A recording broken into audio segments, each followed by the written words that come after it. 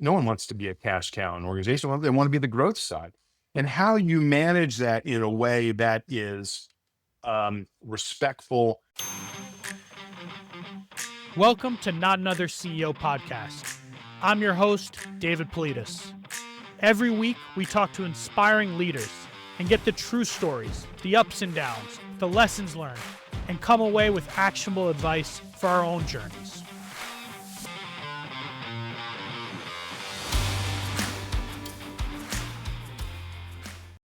Today's guest is a 5-time CEO.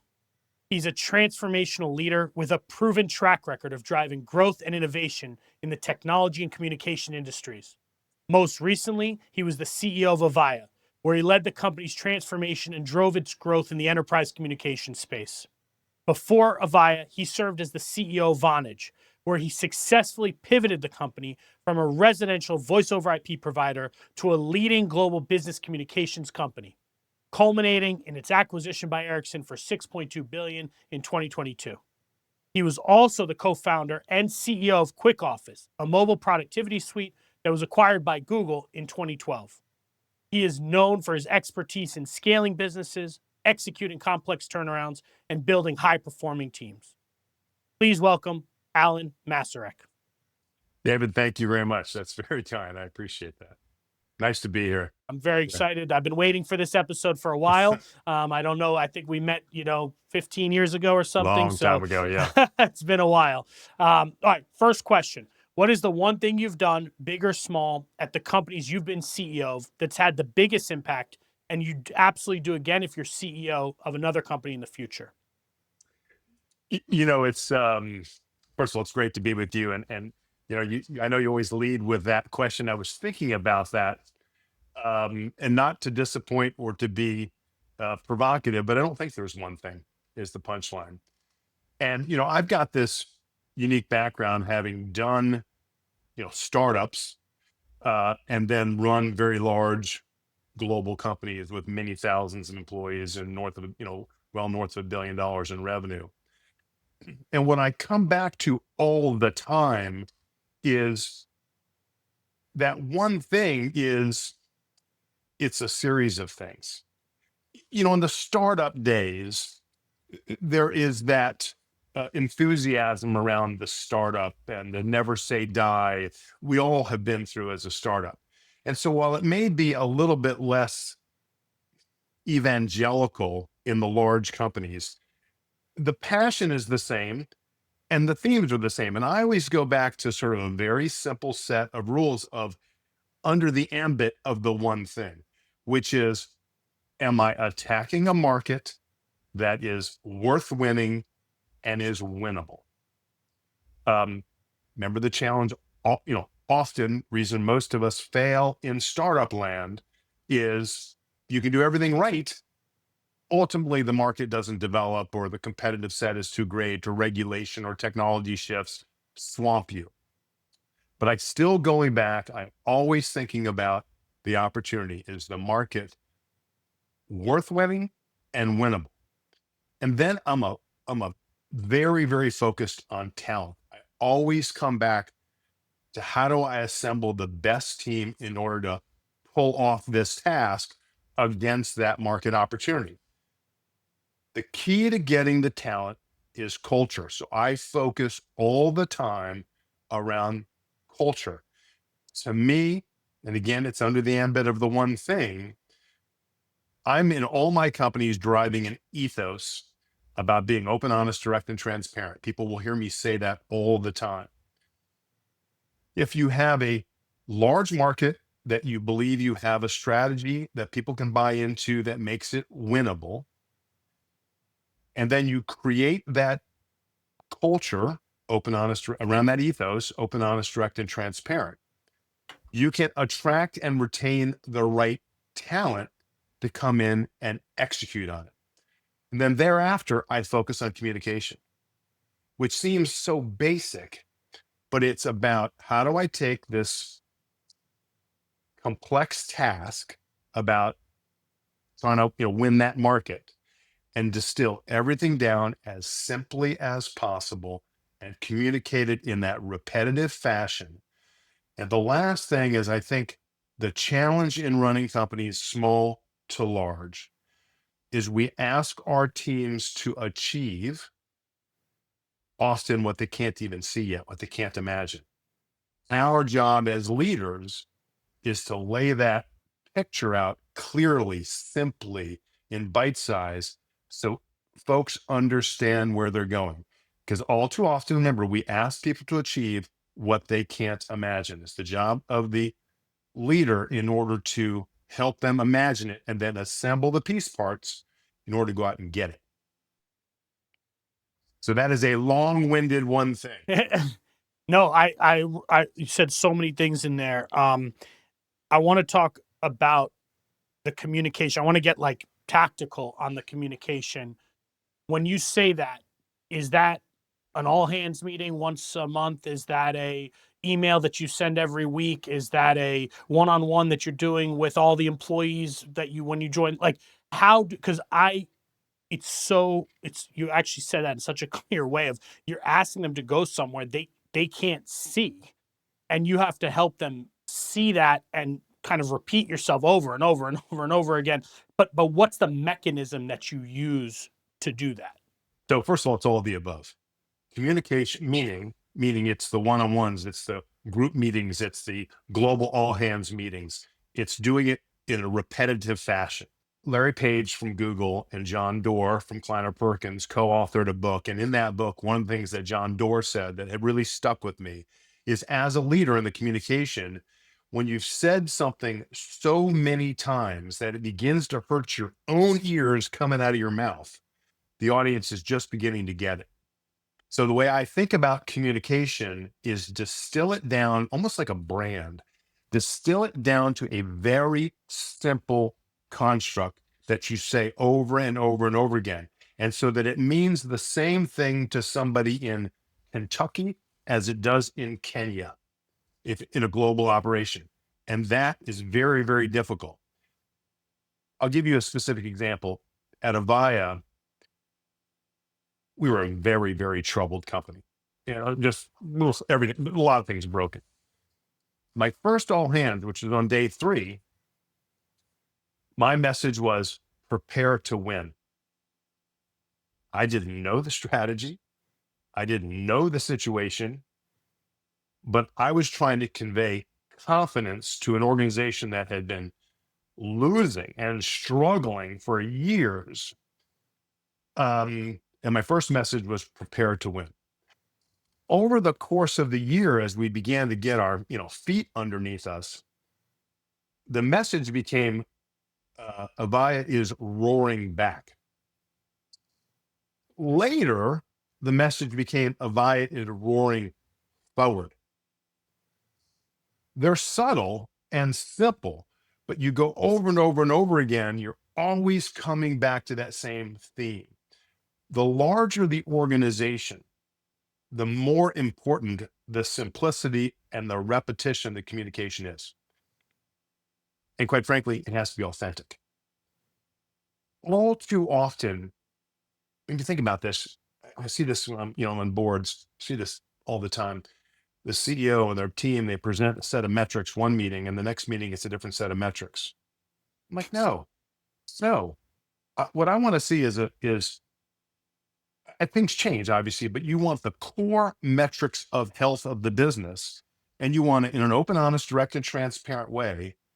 Track them. Hopefully, they're going up and to the right the way you'd like them to. And when they're not, you're explaining why. You're not changing the metric, but most people change the metric. That's the idea. It's simple.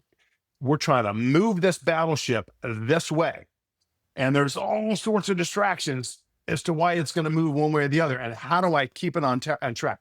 Last point on that is, in the days in our startups, when you knew every person, hell, you hired every person, communication was easy because it was direct. You could touch them on the shoulder. When you get to Avaya, when I walked through the door of Avaya, we had 10,000 people. We paid salaries in 53 different countries. You're not touching everybody on the shoulder. How do you communicate out to an organization that large that's lost its way, and everybody and their brother's got a different view of what it's going to take to turn the battleship. That's why I think communication simply is so important. What you just said about, the early days versus a 10,000 person company, would you recommend to a CEO of a 50-person company that they do this? Obviously, it's not the same as at a 10,000, but do you recommend even at that stage that they are doing what you're talking about? Even though they can have the direct relationship, you still believe that this is what you need to do. I do. It's about a simple message that's authentic, which is about the core task. So if the strategy is go generic, price, delivery, quality, whatever it is, in a particular, your Walmart, it's about price. If it's you're somebody else, it's about quality. Whatever that is, whether it's 5 people or 500 or 5,000 or 50,000, I think the habit as the leader is very early on. Understand who you are, get the messaging as simple as you can, and rinse and repeat on it. Now the task is harder the bigger it gets, but I think you need to. That's the muscle memory you want to develop. I love that. I love that. Um, I want to just continue on this for a second. I talk to people about the operating rhythm of a business being like the breathing apparatus where Yeah, it's going to be doing this at this cadence on this time. What other parts of the operating rhythm, when you think about your operating rhythm, leadership team meetings, one-on-ones, like what were the other pillars of your operating rhythm? I do. Every week, I meet with my direct reports individually once, and then I have a staff meeting of my direct reports once a week.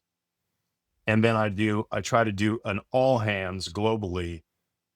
I'd like to do it every month. Typically works out every 6 weeks. Those are some of the operating rhythms. And then I'm trying to get the reporting metrics, as I mentioned before, simple, actionable, consistent.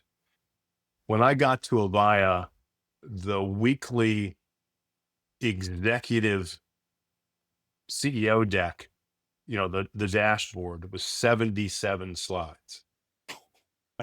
77. I don't even know how much time went into assembling it. I don't have the patience to read 77. I never read the whole thing. Not once. Not once. Because I was like, it's you you can't see the forest through the trees when you're sort of, down in the data. It's interesting. That's a company as profoundly messed up as Avaya was. It was very heavily instrumented Mm, relative to um we do, we're professional services, we're hardware, we're software, um and take hardware as an example. So there's deep data in the hardware group, which is how much of our supply chain is having to be sent in by air freight versus ocean going freight, and what's the cost delta. It's important data, but when you sort of focus on that all the time, you kind of lose the thread, which is how is the hardware business doing in at the summary level? What are the macro trends? Do we need to be in the hardware business, et cetera, et cetera? There's a lot of mm. those things that you're heavily instrumented, but you're kind of losing the thread. Almost too instrumental. I mean, it starts to be right to some level. I've seen that before. And actually I'm part of the problem where I would say to the CFO, no, we need to see this thing just happened. So we need to see this data point. This thing just happened. So, and then before you know it, you do end up with this huge deck. Actually, one of our investors, Excel, I remember distinctly, we had a meeting one time and Rich Wong from Excel said to me, Dave, how long does it take to put this deck together?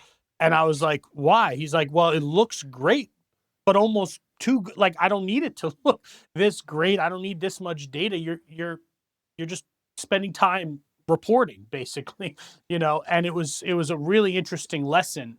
for me of like, let's focus on the things that actually matter. Right. When a business is not going well and is need of transformation, particularly when the culture is poor as well, where, you put your head up, you get shot. We have a bit of that, quite a bit of that at Avaya. So what do? You duck and cover, right? You're keeping your head down because, so you become a slave to process. It goes back to that report. Well, hey, the boss says I got to produce that report on, what came in via air freight versus ocean freight, blah, blah, like that. And as long as I follow process, the process says I got to get 10 approvals in order to buy a pencil. All right. As long as I follow process, I'm good to go. I'm not going to get shot. You become slave to process, not slave to logic. And then everything just kind of craps out. Boy, I Mm, saw that big time when I got there. And so that's, again, you go back why you got to just peel it all back. What's important? What am I trying to go back? It goes back to the one thing, which is not one thing. What am I trying to do here? Is it worth winning? Is it winnable the way I'm approaching it? What do I do in order to make it winnable? Do people believe in that strategy? Can I assemble the right talent based upon having a favorable culture in order to target or to go after that mm. mission?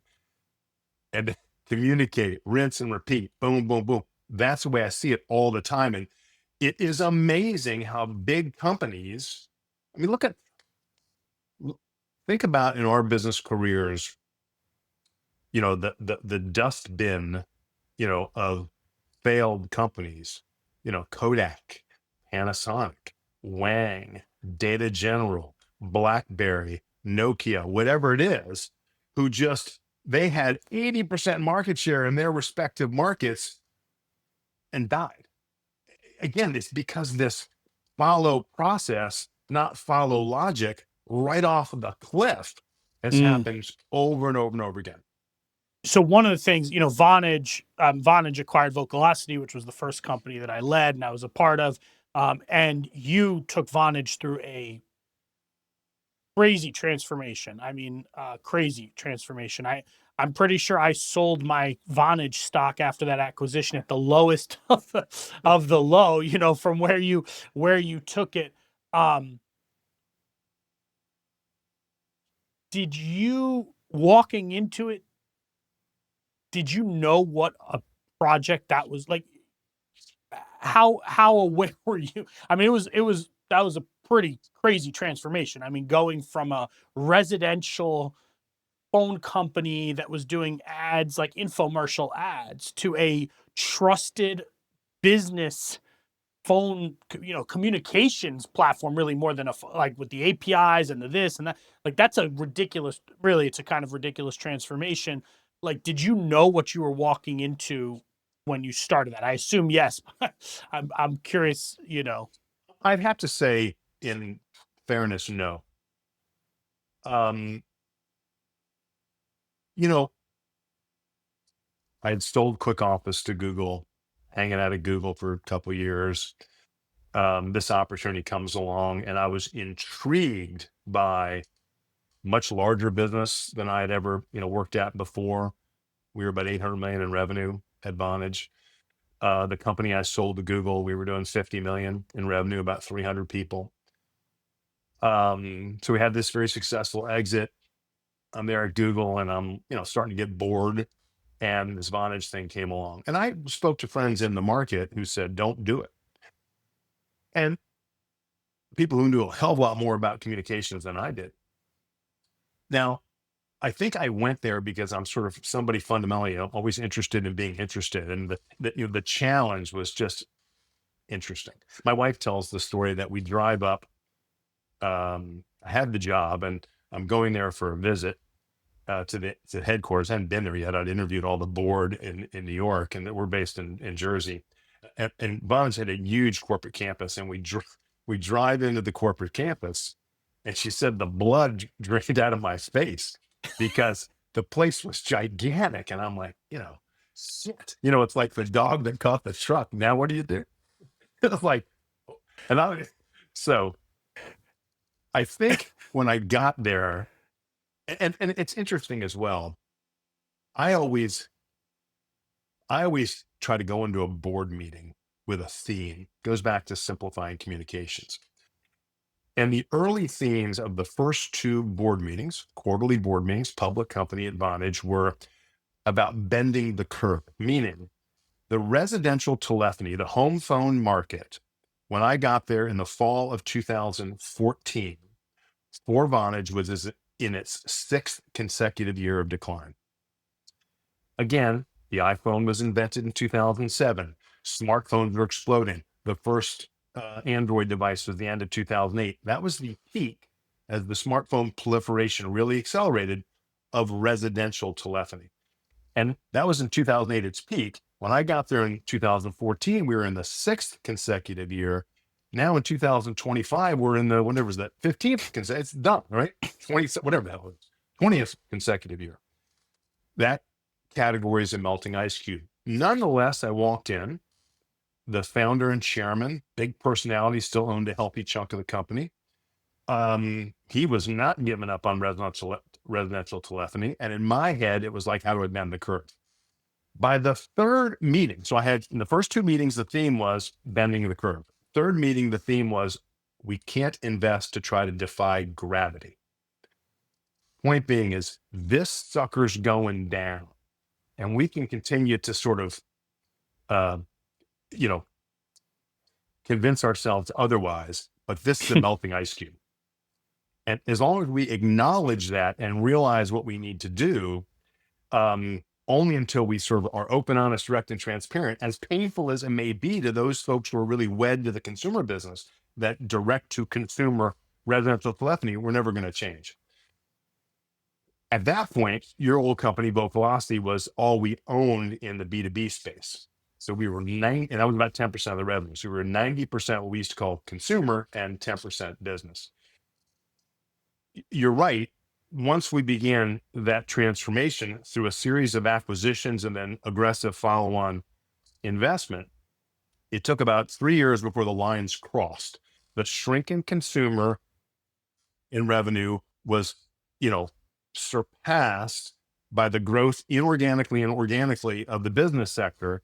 And along that way, we were able to be clearer and clearer that the residential business was simply the cash cow to fund the growth in business. It was challenging because we were public the entire way. If ever there was a situation in hindsight, it would have been better to take it private and not do it in the light of day as a public company. This was it, but you didn't know it at the time because, no one was going to finance the falling consumer revenues because everybody believed that the negative slope was like this. In reality, the negative slope was, which it typically is, was quite flat. It was a negative slope, but it was not this precipitous fall off a cliff. It was just this general melt. Wow. And my sense from everything I've read, watched, heard from people who were working there, really that transformation came through, like you said actually earlier, came through culture. And that was probably like the centerpiece. I mean, obviously there's the business strategy, but it feels like the centerpiece was culture and changing the culture of that company, which, I mean, doing a residential thing and doing a business thing are like, that's just like a different mindset for a company, right? I mean, we culturally at Vonage and Avaya, we use the same thing.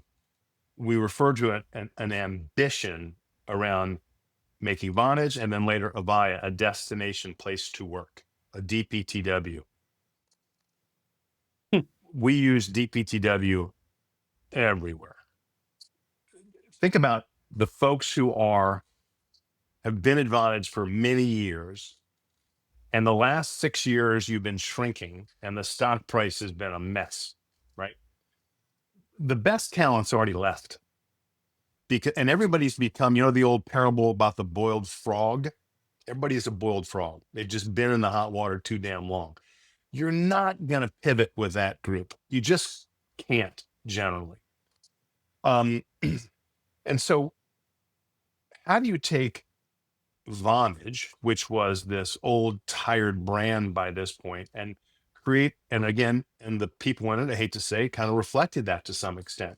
And how do you reposition that? Well, the first thing we did was to functionalize the organization. So what we had when I got there, we were divisionalized into BUs. We had the consumer BU and we had Vocalosity, the business BU. So it was 90% consumer, 10% the former Vocalosity. And they fought like cats and dogs because investing in the 10 was bleeding the 90. And, the 90 were, why in the hell are you investing in this bump on the pickle called Vocalosity? They were fighting like hell. So the first thing we did was to functionalize the organization. So we got rid of the BU structure so that now I had a head of engineering, I had a head of sales and marketing, I had, et cetera, et cetera. I It didn't was know. I functional. didn't know that. I didn't know that. That tended to depoliticize, am I a consumer guy or gal, or am I a business guy or gal? Now, it wasn't perfect, but it tended to depoliticize it. Now you're just looking at the incremental dollar of investment. In the incremental dollar investment, it was very clear in what was happening in the B2B enterprise communications market that was the place where to generate stock price performance. But it was challenging early on in that communication, somebody wanting to be open, honest, direct, and transparent, to say to the 90%, you're the cash cow. No one wants to be a cash cow in an organization. They want to be the growth side. And how you manage that in a way that is respectful, that you can get that performance, things like that, does change over time. And nothing was crystal clear in the first moment that we did it. But you just rinse and repeat on the same messaging, and everyone's beginning to see what's happening, and they're either on the train or off. And early in my career, I used to say, "Oh, I could convince somebody to get on the train." As I got a little older, I'm a little less optimistic about that. People often, change is so inherently unsettling. Often people are, sometimes they're actively oppositional, but most of the time they're passively oppositional. But in either instance, they're not going to get you to the other side. And somebody's got to be full throated in where you're going. They're bought in fully, or you need to change them. That's some of the experience that I had. Think about Vonage for a moment. For those who don't know where we were based, we were like a, commuting distance to New York City, but it wasn't an easy commute. So we had lots and lots of people who live in New Jersey where we were based, who used to, work in the city, and they had this job at Vonage. They didn't have to commute. It was wonderful. So they had self-selected, even in the midst of the business shrinking over many years and a lot of problems they were having, they stayed, mostly because it was good for them personally, because they didn't want to have to go through and have a 2.5 hour day commute, collectively on both ends of their commute to New York City. Well, that's not the recipe to bring in the best and brightest to the organization. People who are just sort of, self-select to stay there because they're trying to avoid the commute to the city. So we really had to make a lot of changes. And a lot of those changes came through the acquisitions where we acquired leadership and different mindset in some of these earlier stage B2B companies that were just a lot more switched on. They were a lot more focused on the engineering side. Think about residential telephony. There's no UI that you can sort of program around. It's a damn phone, with 10 buttons. So it's like we brought in a whole different engineering mindset, and then a lot of different leaders who were more accustomed to sort of earlier stage venture backed, much more switched on, much more fast moving companies. But culturally it was, oil and vinegar, oil and water in many instances. How involved were you in the hiring when you first arrived? Let's use Vonage for now. Like, did you get involved? Did you get involved right away? Like, here's how we're going to start changing. I'm going to show you myself. Did you hire just your direct team and then let them? How did you handle that? Because it's all comes down to the people, which obviously comes down to the hiring process and systems. So I get very, very involved in it. I get very involved in it on the one hand. And through the experience I had at Vonage, I was much better at it at Avaya. Because it doesn't mean one group was bad and better and the second group was better. It was just, this is a learning. At Quick Office, which had 50 million in revenue at its peak and 300 employees, you still had a direct relationship. I could know everybody. At, Vonage, which when I got there had about 2,400 employees, you couldn't. So I had to get better at hiring indirectly, levels down. And I wasn't as good as it because I had been so involved in a direct way in Quick Office and in other smaller companies. That's interesting. At Avaya, I'm better at it, just having gone through it for 6 years at Vonage. I am a huge believer then and now that the first two layers are the most important. First two layers meaning the direct reports to CEO and their direct reports.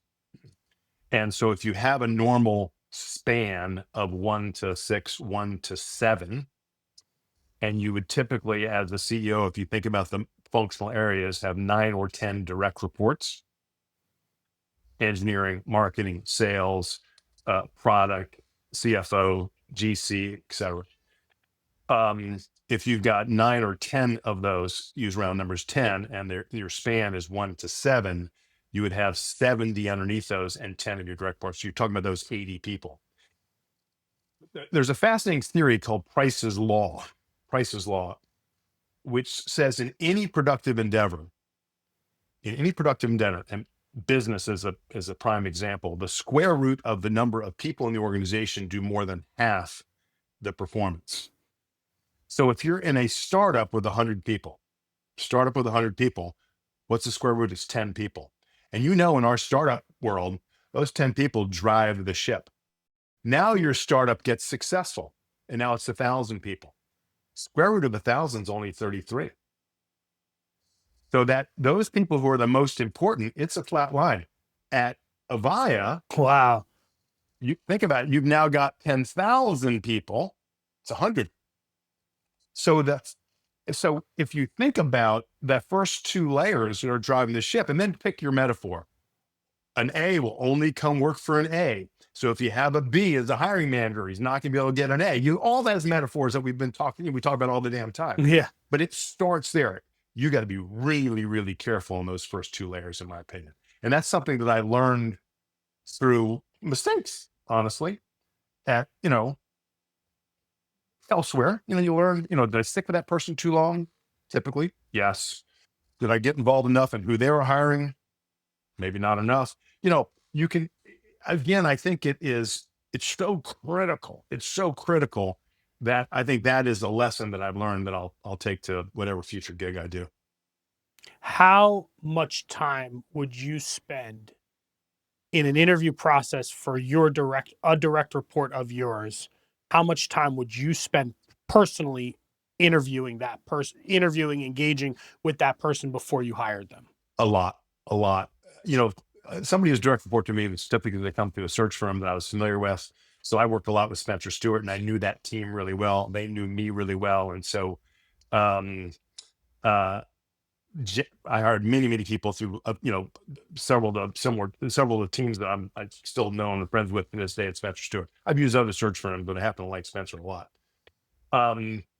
And I would I'd spend a lot of time with the folks and usually culminate in a dinner. But I also had a bit of a hiring committee, which I didn't do as often before, where some of the folks that I really, really trusted as a real good, gauge of talent, I would always have them interview them. Again, not always at Vonage, but always at Avaya. Just the lessons I learned as you sort of get better at it. Because, it's just, sometimes you meet people, you go, damn, man, that person's just smart as a whip. And you finish that conversation, you say to yourself, I think I might have heard all the smart things they had to say in that first meeting. I had somebody told me a great line, because one of the toughest ones to hire I've always found is CRO. And somebody told me a great line one time. You meet this salesperson that comes in and they've got 20 years, their resume says they got 20 years of experience. The big difference, you find somebody, particularly in sales, I've seen this, where they genuinely have 20 years of experience, or they did their first year 20 times. All right. And that's something that just through repetition, I'm like, that guy's done his first year 20 times, you know. Yeah. So you're not building underneath that person. Do you have one thing you look for? Like, if you clearly have these philosophies about how to run businesses, like, do you have one thing when you're looking at that direct report that is the most important attribute that they have? So I probably, yes, I probably default to intellect. I'm really big in having smart people around me because, um, yes, I want to see integrity, passion, this work ethic. I want to see um, communication skills. But I tend to default to folks who really have the gray matter between the ears because, I mean, shit just changes. You're trying to figure stuff out, and you want somebody who is going to really be a problem solver with you.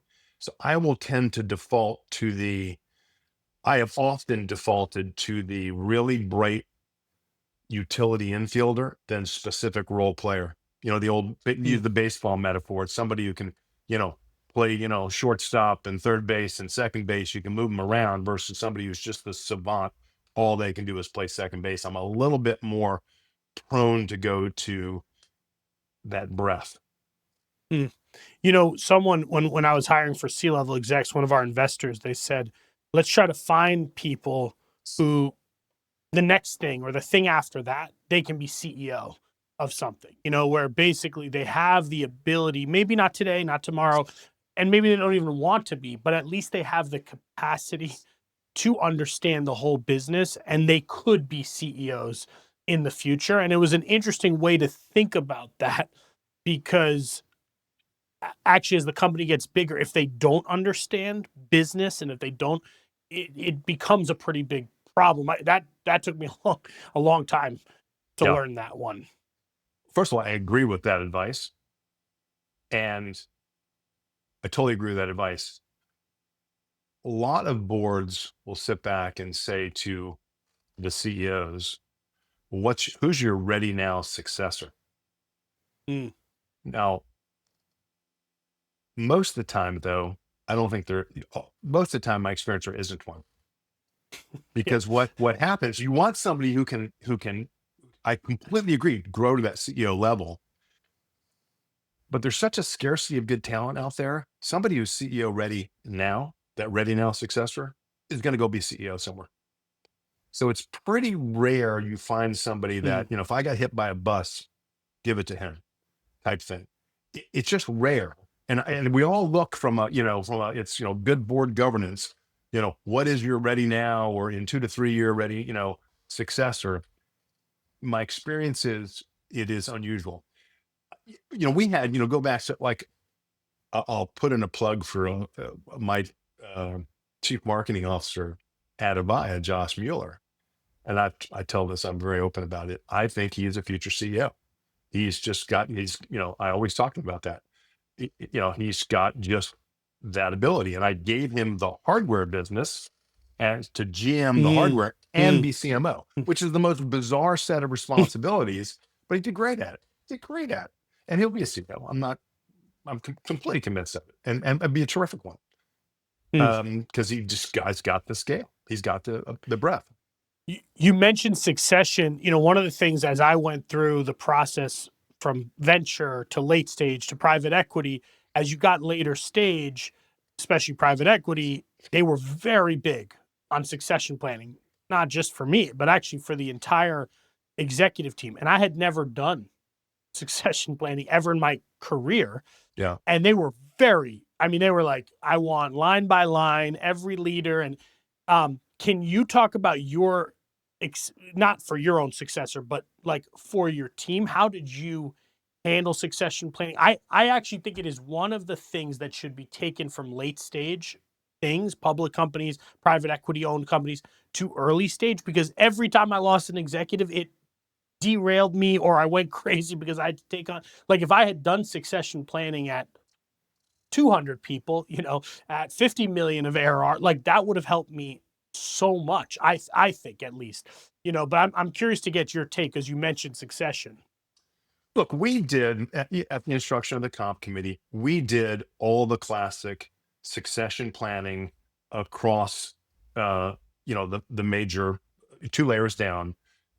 We mapped it Oh, all. 2 layers, 2 layers down. Mapped it all.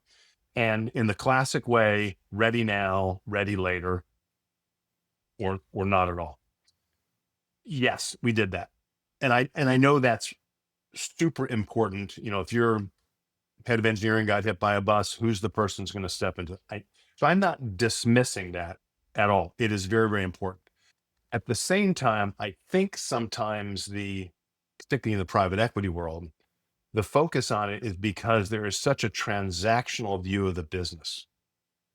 So that if it's not going well, I need to make a change, boom, who do I pop in there? And again, it's about, you're planning for, bad stuff happening. So I think it is absolutely prudent to do it. I completely agree. And I think mapping that is really important. My own experience is the ready now CEO successor is particularly rare because what I mentioned, there's such a scarcity of CEO talent out there that if you truly have a ready now CEO, they're going to go be CEOs. They're going to get poached and go be CEO Yeah, somewhere. right. Particularly the income opportunity for them to go from being, a functional leader to CEO is dramatic, and they're going to take that role. And I would encourage them to do that. So I think that the exercise is exactly correct and should be done in all the major functional areas and perhaps 2 layers down. But I think the expectations of it should be pragmatic. Um, so you did how many acquisitions have you done across the various companies you've been CEO of? A lot. I mean, I A don't lot. know how many, but I've done probably 15, I'm guessing. So I know we did 8 at Vonage. We did 1 at Avaya. And in earlier Quick Office, we started with an acquisition, did a follow-on too. So yeah, probably if you look all the course of my career, close to that number, dozen, 15, something like that. and when you were looking at these companies, I'm asking this now from I've had, the market dynamics have changed in terms of funding, and companies are kind of in this holding pattern. There's a bunch of companies looking to get acquired. They can't raise more money. I've talked to a lot of founders kind of going through this. How did you find those companies? Like, did they come to you and say, we're selling and here's our investment banker, and you bought them? Or did someone on your team, identify them and said, hey, Alan, Mr. CEO, I'd like to buy that? Like, can you tell, like, just so people can hear it from I don't think a lot of people actually know what happens on the other side of the table, and how you're operating in these companies. So I think that almost never did the call come in from the investment banker, you should look at, I got a book I want to send you.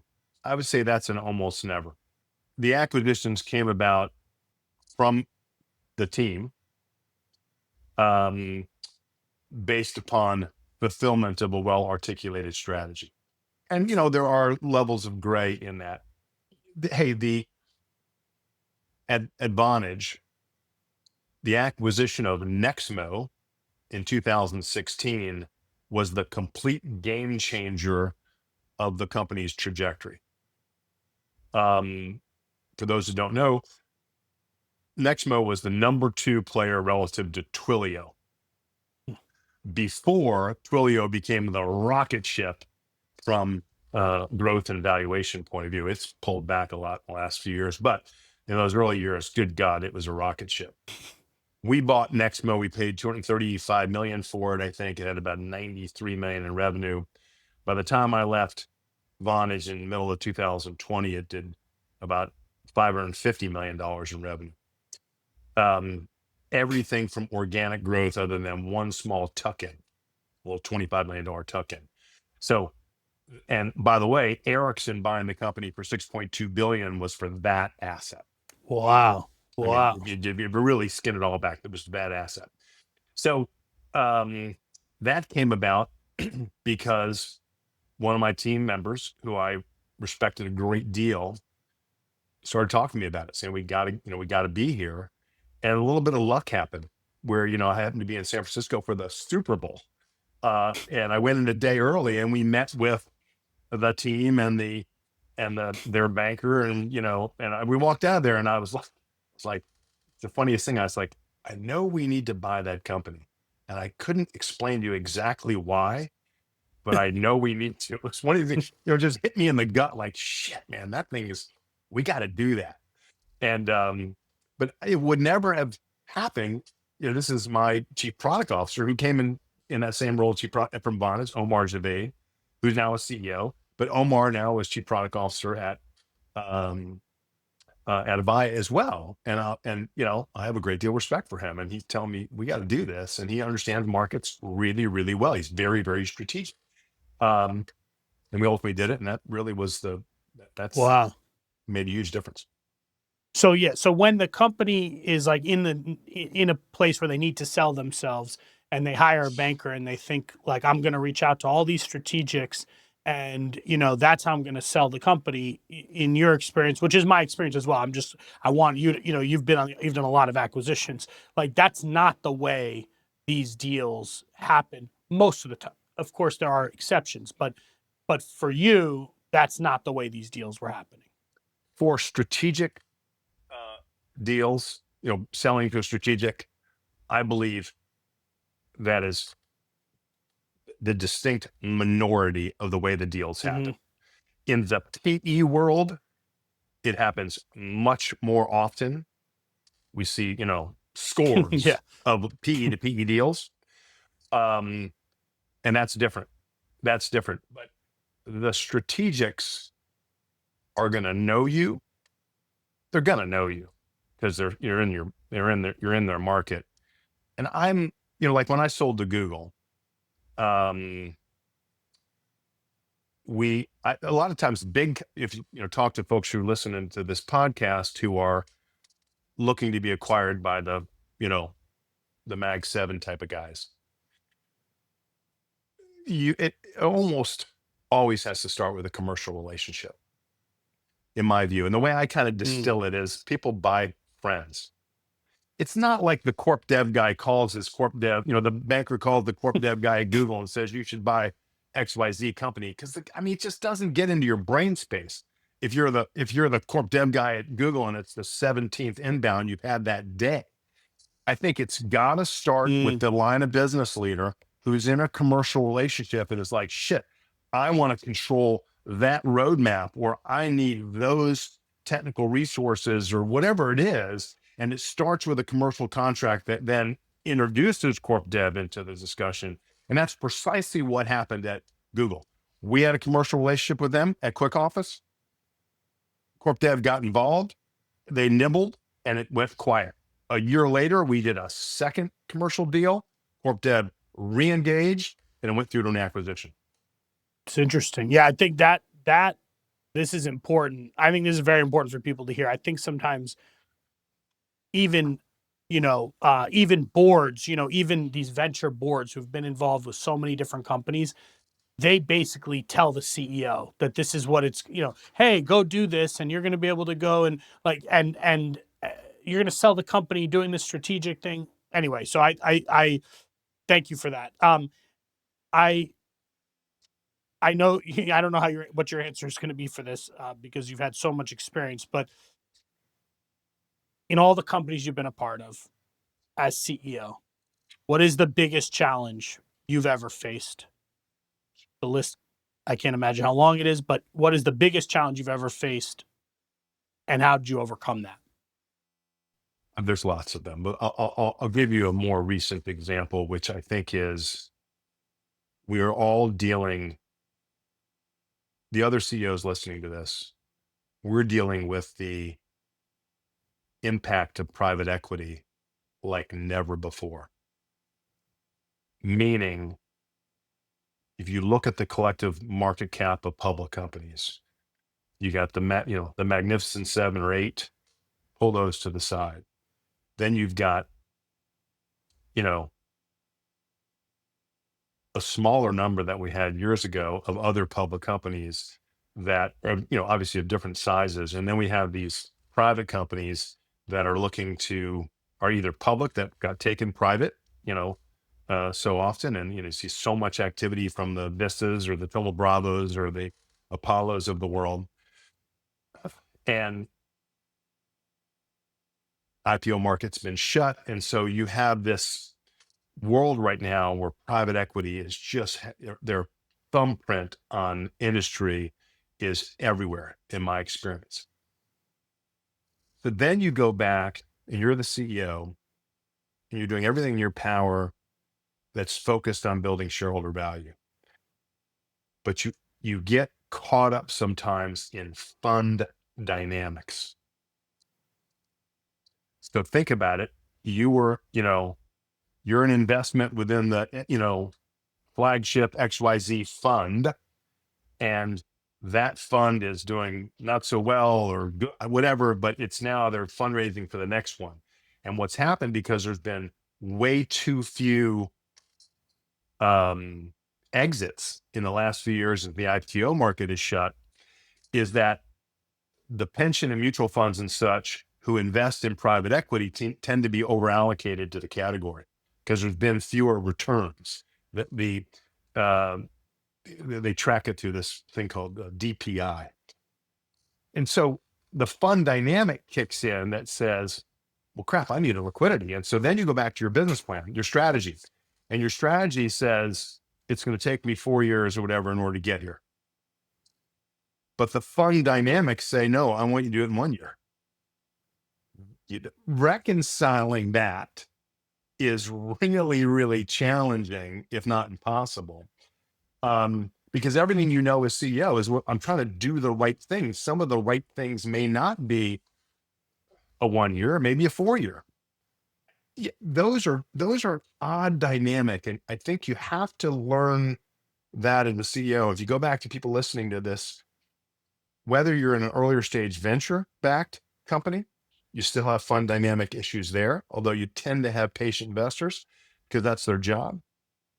The PE world, because of this phenomenon of fewer realizations than there once were, and a lot of people who paid big numbers back in the hype cycle in 21, it creates an odd dynamic, which is distracting to the CEO. And you can be really mindful of that because, unfortunately, fund dynamics will win out often over good, sound business. That's just the practical I reality think of it. no one's actually talked about that so clearly before on here. I believe that the venture piece, to your point, it's less than the PE side. But when you've got a company that's a decade old, you do have the stretching of the cap table. Someone used that term with me one time where Yeah. you've got the people who've been in for 10 years, and you've got people who've been in for a year, and the fund dynamics for the 9 investors you have or 6 investors are super different. Yeah. And you don't understand. Actually, most CEOs do not, they're not being told the fund dynamics. Right. And also, you don't even understand to ask. You don't even understand that's why they're saying weird stuff to you. Like, why are they saying sell the company? It doesn't even make sense that they're telling me to sell the company. And then you're like, oh, because that guy wants to retire and this person is doing, and the fund is trying to fundraise. So they need the returns actualized. And you're like, but no one says that to you. Right. Because everybody has, again, everybody wants to say, look, we're here as this, we back good teams. We're going to be, hands off. We're all about just doing the right thing. If it takes longer, it takes longer. But the reality is that's not really the case. And so that's something you have to be really mindful of. Those can be very challenging. So now you've stepped down, and what are you doing now? Like, what are you doing with your time? I do a podcast. Well, so like I just stepped down end of the year, so just 10 weeks ago. I'm already driving my wife crazy. The I'm on I chair a public board. I chair a couple private boards. I just joined a university board. Super involved philanthropically, so I like a lot of the give back things that you're doing, David. The and trying to um, quiet myself a little bit to let see kind of what I feel like I'm missing, or put it this way: Mm, we all have, um, not to get too philosophical, but we all have a life force, and what fulfills us. What makes my cup, Alan Masarek's cup, full, different than yours, different than the next person. Um, and you got to figure that out. You got to figure that out because a lot of people, we've done well financially. People, why the hell would you ever go back to work? Well, you're not doing it specifically for the money, because you're just, there's things that fill your cup. You enjoy mm. it. Um, Wherever that's going to show up, is it going to show up in the not for profit, and being more philanthropic, mentoring kids, or who knows, or running something commercially? I don't know, but I do know that I'm super interested in being interested. Going on the board of this private university in Connecticut, it's fascinating. I've run profit boards, not for profit boards, public boards, but I've never run a university board. And higher education is a broken business model. I had my first board meeting 2 weeks ago. Fascinating, fascinating. Mm. It's something I've never been exposed to. Did you always know as like that you were a leader? Did you always know that you were a leader, an entrepreneur? Was that something like from when you were a child that you had a dream of being CEO one day of something? Um, how did you get to to this place? Well, not to sound immodest, but I've always been a leader, and it's always been a very comfortable place that I've just Mm. naturally fallen into, whether it is captain of a team, president of a class, president of a fraternity, president of an organization. I tended to always be in those roles. Um, Somebody said to me one time, it's like when two people are walking down the street, one of them's in charge. And traditionally, that's just been me. That's just what it is. It doesn't mean there's ego, there's nothing. It's just kind Yeah, of yeah, who no, you I are. get it. Yeah. Just who you are. And I'm very comfortable in those roles. And I think that being effective as a leader has so much to being this fact where it sort of is a default for you. It's just natural. It doesn't matter what your business card says. It just sort of, you naturally default into that. And that's always been the case for me. Um, when we've had, I'm sure you've had the same issue I've had. I remember there was an executive who we ultimately exited, and this is at Avaya, and she got her authority from her title, not from her competence, not for her ability to lead. It was from her title. It was like, hey, you, look where I sit on that org chart. I'm above you. I know. I have. Yep, I've been through that. Yep. And I would counsel her. I'd say it needs to come from people follow you out of choice. You know, um, yes, it's been codified by your title, but it's got to come before that. So I go back to that ethos: open, honest, direct, and transparent. I'm not telling you to do something I wouldn't do myself. I'm not telling you to do something out of ego. I'm not, taking credit and pushing blame. I'm just trying to do the right thing. I'm not going to bat with a bat, I'm not going to bat 1,000. No one does. I'm going to screw stuff up. And if I screw stuff up, you know, tell me and we'll fix it and we'll move to the next thing and make decisions quickly and fail forward and all those sorts of things. And at all times, I'm going to come at it from a position of authenticity and do the best we can. And I think that is pretty straightforward and natural. Go back to companies that have failed. Go back to that dust bin. I don't know those CEOs of those companies, but whatever, who knows, they were stuck in their ways and wouldn't listen to criticism. They wouldn't self-cannibalize in Kodak, Mm. digital photography versus paper. Um, the, the, they rule, leadership goes back, study of leadership, you go back to the military and it's hierarchical. Most companies grew up in a hierarchical command and control structure. Salute the boss, salute that boss, that's the thing. That's kind of the way it was. Stephen Covey has written brilliantly about what he calls the speed of trust, which is moving away from hierarchical leadership. Doesn't mean you don't have hierarchy. Of course you have hierarchy, but it's not command and control. It is more about, goes back to things I said at the outset. It's about trying to bring in the best talent and drive things more bottom up than top down. You and I talk often about Israel. Our hearts are in Israel.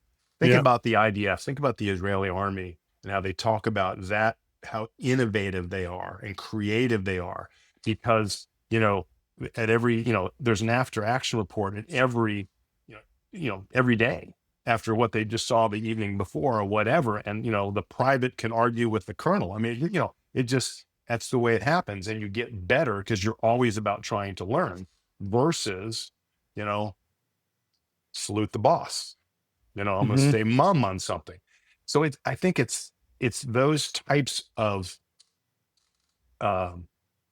leadership qualities that create the culture that the best and the brightest want to come work at. It's fun. There's a great thing I remember in that Speed of Trust book, which really struck me, which was, this is Stephen Covey in Seven. His father wrote Seven Habits and all that.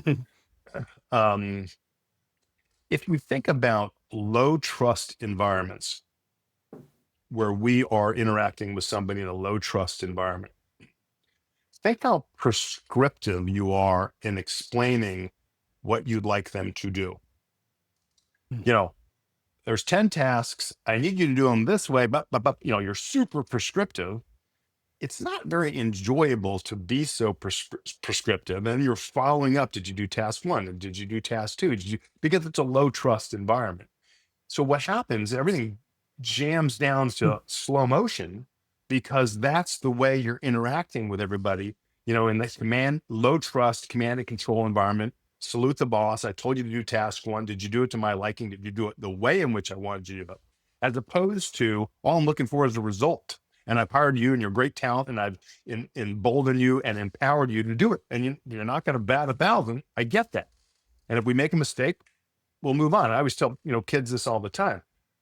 You don't have to bat 1,000. You can't bat 100. You can't be 1 out of 10. You have to bat with a high batting average. I'll give you trust because you're competent. You bat with a high batting average. You're not perfect, but you're confident. Think how fast that is. I don't have to be prescriptive. I'm checking in on results. It's enjoyable. It's less intense. It's less, everything moves faster. Everything moves faster. And so those are the ways I think people want to work. And though, we've all been in an organization where you say, oh my God, that guy just, he micromanages. Well, it sucks the life out of you, in my opinion. In your career, have you had a mentor, a role model, somebody who gave you a break somewhere along the way, someone you looked up to? I had a mentor in college who was a successful business guy who I was president of my fraternity my senior year, and he had been president like 30 years earlier. He was a mentor. And then I went to work after college. I went to work for Arthur Andersen. I was a public accountant for 5 years. And then I went to Harvard Business School after those 5 years. And a client of mine who had also gone to HBS hired me as an intern. He had created a private equity firm, hired me between the 2 years and then on graduation. So the lucky break I had is he plopped me in out of the private equity firm into one of the broken into a broken portfolio company to run 2 divisions of that company. So I had no business running 2 of those divisions of that company. And but he plopped me in there. That was the lucky break because I found that I really enjoyed the operation. It was rare. You know, obviously I've got a really good background in finance and accounting, given my background. 5 years at Arthur accounting undergrad, 5 years of public accounting at Arthur Anderson, Harvard Business School, private equity for 3 years. I know that stuff pretty well. So it's like, then I go into operations. I find I love the run the company, and that's rare. So I look at all my peers from business school. Shit, they're bankers, they're private equity guys, they're venture capital guys, mostly consultants. Not too many people actually go and run the company. And I found that I love the marriage of the two, and that's why I look at a lot of the things I've done in building these companies. I've done things inorganically because I have I know what to do there. That's the way I was trained. As you've built these companies, sold the companies, transformed the companies, all of the things you've done pretty intensely, the only way you're going to be successful. You've also grown your family, and how do you think about the term work-life balance? Is the only term, I don't know that exists, but how do you think about that? And I don't know if you want to call it sacrifices. Someone else told me it's not a sacrifice. It's, but what do you think of, how do you think about that? Maybe because I'm old, I don't know, but I don't really buy the whole work-life balance thing.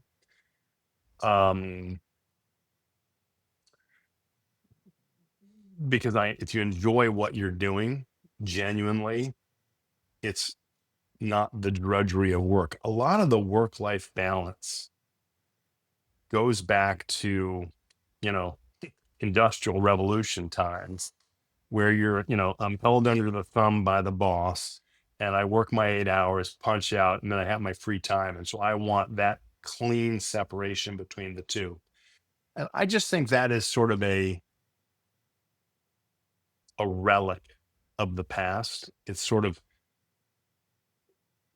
I know it's trite to say, well, if you do it, if you work, if your job is what you love, it's not work. I know that's, a little bit uh, of a lot of people would reject that. But I find that my wife and my family have been very supportive of my career, and it hadn't always gone, well at times. I've had startups that failed. And that's a miserable experience for the whole family. Let me give you my old man's view of return to office, which is, and this is particularly for the younger listeners here. I think for most jobs, virtual is a mistake for particularly younger people. And when you go back and you say you have this fight that seems to be flipping back to the old ways of in-office working, people say, well, I'm going to do hybrid and it's going to be 3 days in and 2 days out, 2 days home. I think you negatively reinforce that old work-life balance stereotype, almost like, okay, Monday, Tuesday, Wednesday, I got to, drag my ass to the office and I'm under the thumb of the man. And Thursday and Friday, I'm free and I'm home and I can do my thing. And I'm more productive and blah, blah, blah, like that. I don't buy that. I don't buy that. I think that there's so much to be gained from the interaction, the serendipitous interaction with everybody else, learning from a boss and a peer and hell, when I first time went to Arthur Anderson, I had never understood what back then we used to call a secretary. I used to watch the partner, how he dealt with his assistant. I'd never seen such a thing. I didn't know that. You never, so it's like, I didn't come from that world. So everything is a learning. And so I think enjoy what you're doing. If you don't enjoy it, do something else. I speak to young people all the time in these sort of mentorship opportunities. And I always go back to the same speech, which is, I always say, Think of your career as a skyscraper. A skyscraper has to be built on a big foundation. You're not building a big skyscraper on a narrow foundation. So when you go to work, you want to learn as much as you can, as quickly as you can, building that foundation.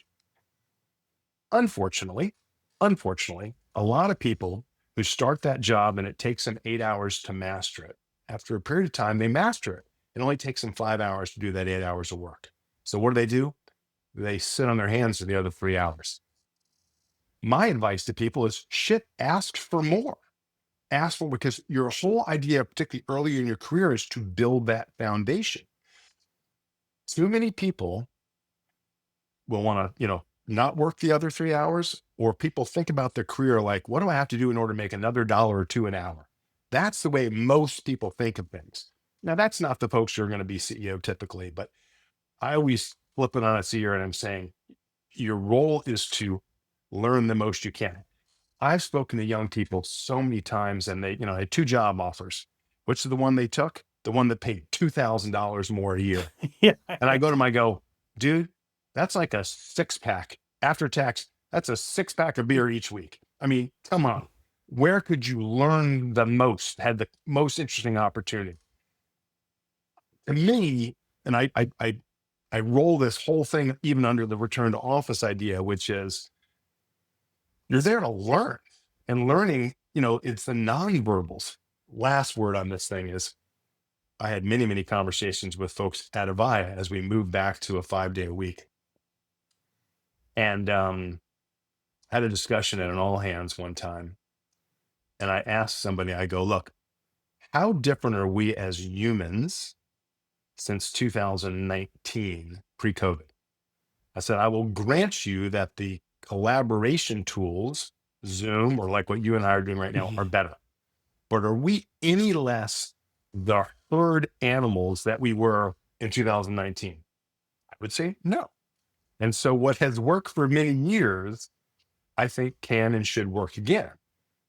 It doesn't mean you're going back into the office to be stuck in some cube and, the old satire like The Office and crap like that. It's not that. We as an employer have an obligation to create an inviting, stimulating work environment, both physically and, in terms of the work environment, but also in terms of the nature of the work you're doing. Yeah, I actually agree with you completely. And I feel that, especially for young people, if you think about my career, your career, most people's career, like early days, you connect with all these people. You learn how to work. You get exposure. I was talking to a PE firm and they were telling me we go back to the office 5 days a week, or we go back to the office voluntarily, Yeah. and all the partners are there 5 days a week, and we have lunch that we pay for, that the associates are invited to spend time with the partners because they weren't spending time with them in COVID anyway. And they said none of the associates show up. And that it doesn't make it like literally the heads of the firm are sitting there in a conference room. If you just showed up, you'd be the only associate, but they're like, no, I got to walk my dog, or I got to, do whatever. And I find it actually really, I think for this generation who came out of college in COVID, they're missing, and it's also fun. By the way, let's be honest, it's also like a fun period of time. Sure. When you're 22, 23, 24, you're out of school, you're meeting other people, like you're in a new city or whatever. Like, so I actually agree wholeheartedly. And I am starting to see with some of the companies I'm working with that are in person who are having a hard time hiring a year or 2 years ago. They're getting candidates who are young, who are saying, I actually don't, I've never been in an office, but I feel like I'm missing out. Yes. I actually would like to go to an office. Yes. I have a friend of mine's daughter is going to the exact same thing. And I think that it is, the, as the economy slows a bit, that, the buyer or seller market is flipping a bit. Right. Last question. Yeah. Knowing everything you know today, which is a lot, you've dropped a lot of knowledge today, and we could probably go for 4 hours. Knowing everything you know, what is the one piece of advice you would go back and give yourself before you started your first ever job at Anderson? I think I would give myself the advice that I've been giving these young people that I speak to a lot in various settings, from one group that's juniors and seniors in high school, and then a bunch of college kids, and then recent graduates, this notion about, um, take on as much as you can as quickly as you can. I did that pretty well, I think, at Anderson. But I think that is critically important, a bit of a lost art these days. And Hmm. so that's the one I would really, really push. Um, there is a tendency, I think, for young people to kind of salute the boss a little bit, almost too much. And again, they're nervous and they're a little, maybe a little intimidated. Think about when you have a young employee who's come in and you can tell they're just nervous as hell and they're asking you all these sort of, kind of standard questions. And as opposed to somebody who comes in and they're just comfortable, they're authentic, they're, talking about the football game this weekend or where the heck it was. And I think that you want to help. You want people to develop those skills because, again, you know, um, and that's why the return office is so important. I think 'cause that's where you Hmm. learn that those interactions, breaking bread with somebody. It's just so important. So I think that's the thing I would say. Um, I've been very fortunate. I've been very fortunate, and I've got a lot of great, I've got gratitude for that, and I want to give back and help. Um, I can't tell you how many conversations I've had with my son or my son's friends, things like that, over the last several years on this sort of, you know, how they view the world, and a lot more often in a very cynical way, very cynical, very almost fatalistic way sometimes, and which is a shame. And I sit back and say, how do we restore that optimism that I know I had? It Hmm. goes to the core, without getting political, it goes to the core of sort of the restoration of the American dream. It's about equal opportunity for all. It doesn't mean equal results for all. It just means equal opportunity. Work your ass off, achieve. Don't. Um, but I think you got to restore that optimism so that the playing field is level and people have an opportunity and they can grow and build and enjoy themselves doing it. Alan, thank you very much for doing this with me. My pleasure. I've enjoyed this. I think people are going to love this. I'm going to have to cut this like 10 different parts because there's so much in here. So thank you for doing this. David, my pleasure. Be well. And we'll catch up soon. Okay. All right. Thanks. Awesome. Bye bye. Thank you very much. That's a wrap for this week's episode of Not Another CEO Podcast. Thanks for joining. For show notes and more, please visit notanotherceopodcast.com. We'll see you next week.